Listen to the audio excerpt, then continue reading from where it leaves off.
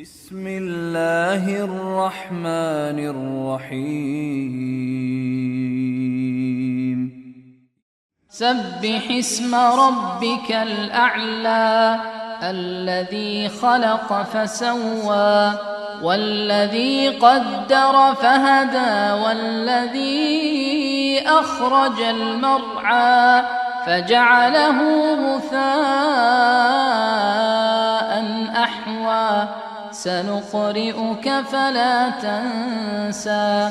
إلا ما شاء الله إنه يعلم الجهر وما يخفى ونيسرك لليسرى فذكر إن نفعت الذكرى سيذكر من يخشى ويتجنبها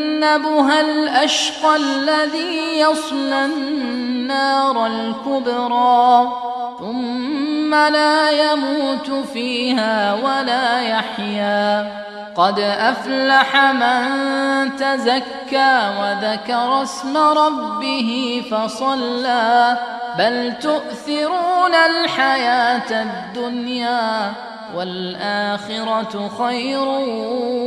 وأبقى إن هذا لفي الصحف الأولى صحف إبراهيم وموسى.